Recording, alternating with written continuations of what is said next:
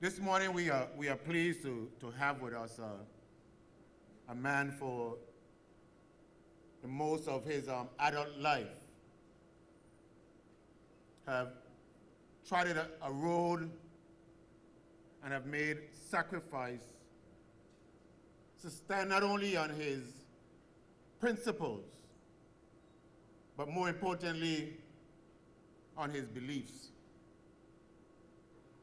You know, they say what good is faith if you don't have belief? And what good is faith and belief if you don't take action on your faith and belief?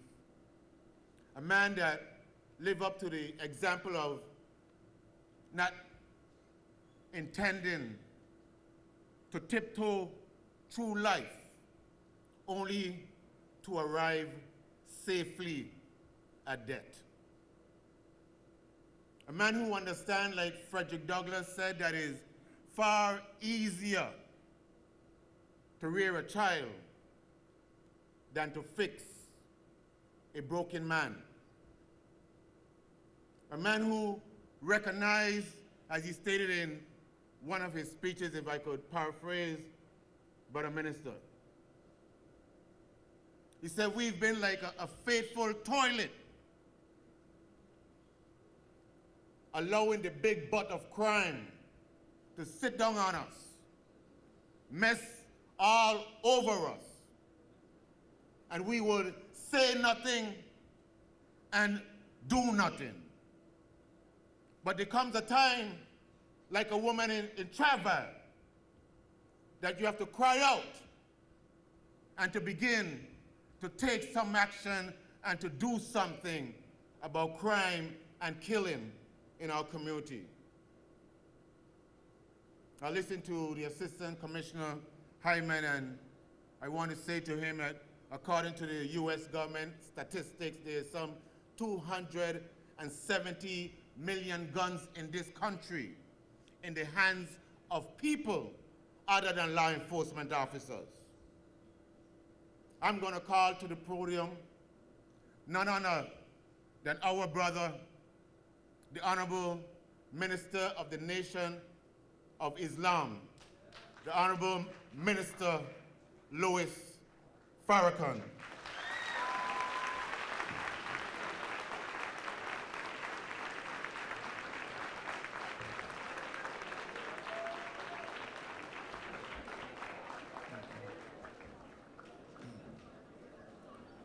In the name of Allah, the Beneficent, the Merciful, we give him praise and thanks for his mercy and his goodness to all of the members of the human family, that whenever any member of that family strays from his straight path and earns his disfavor, before he punishes, he always raises from among that people a prophet or a messenger to whom he gives what is called divine revelation. And by means of that divine revelation, he guides that people back to his path and back into his favor. And this is why we honor and respect Moses and the Israelite prophets and the Old Testament. And this is why we respect Jesus and honor his name and all of the apostles that gave us the New Testament.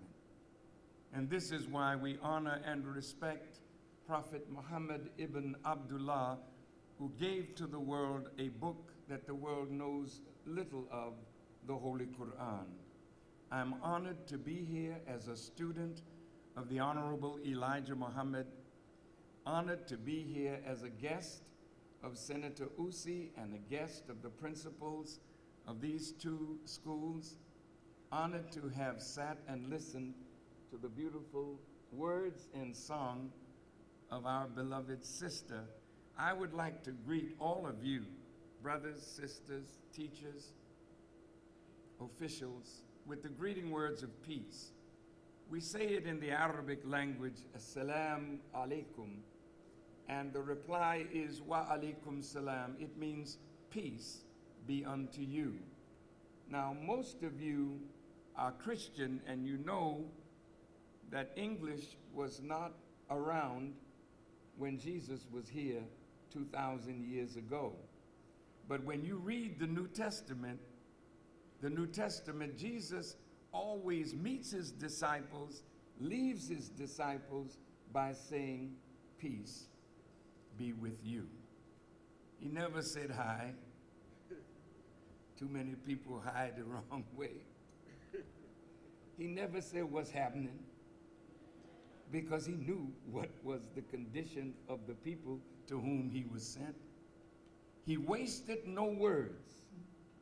And so this morning, I feel so honored to have a few words to say to you, and I'd like to pick up on what our beloved sister set the tone on. She said love and unity. Now, Jesus made it very plain. He said, love God first with all your heart, soul, mind, and strength. And he said, the second commandment is like unto it, love your neighbor as who? Say it again. Okay, I want to ask a question. How can you love your neighbor if you don't love yourself? And how can you love yourself if you don't know yourself? So here we are in beautiful St. Thomas, beautiful St. Croix, beautiful St. John, descendants of those who were brought on a westerly course over the Atlantic Ocean in a crime against humanity called the transatlantic slave trade.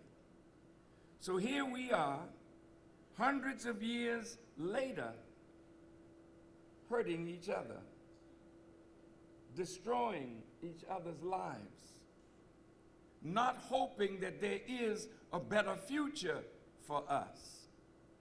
Something is wrong with that picture. Because when we came on those ships to these shores to be made slaves and burden bearers for our captives, we had more love and affection for each other during slavery than we demonstrate right now in our so-called freedom. Now, this is a school, I imagine, it's teaching you many great subjects. I imagine.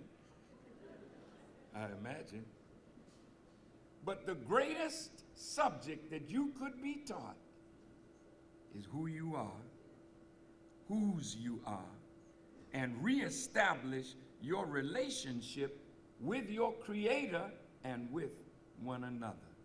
So let's get started. Did you know why you are black?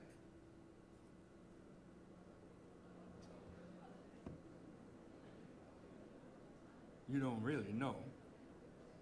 But if you listen to some people, they will tell you you're black because you were cursed and doomed to be hewers of wood and drawers of water for Caucasian people.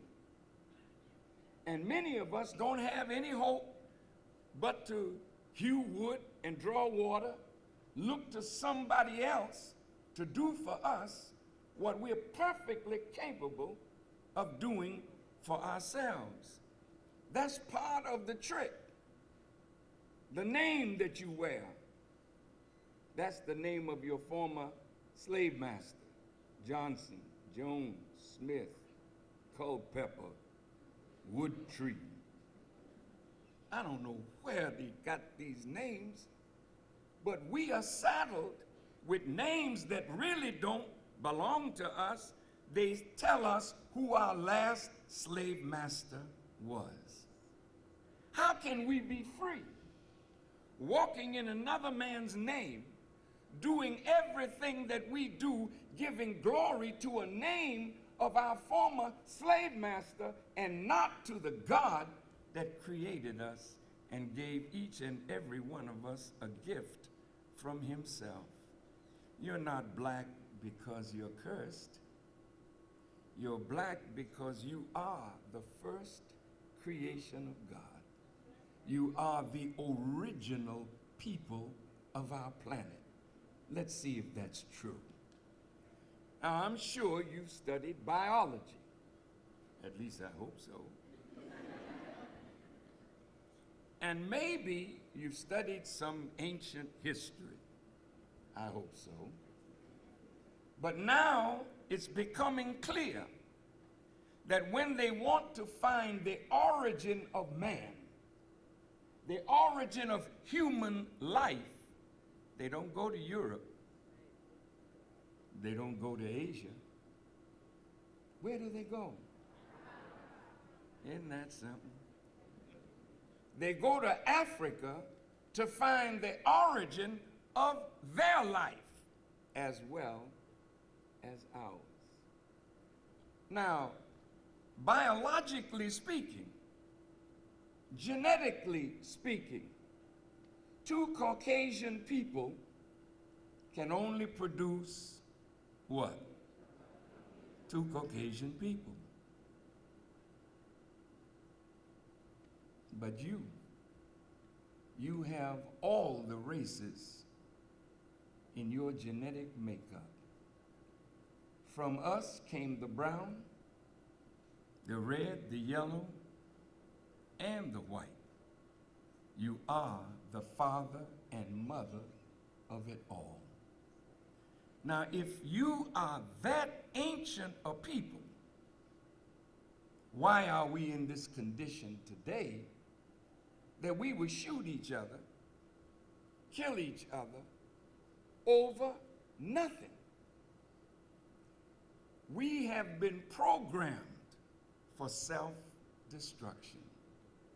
So it is absolutely necessary that you know yourself so you can fall in love with who?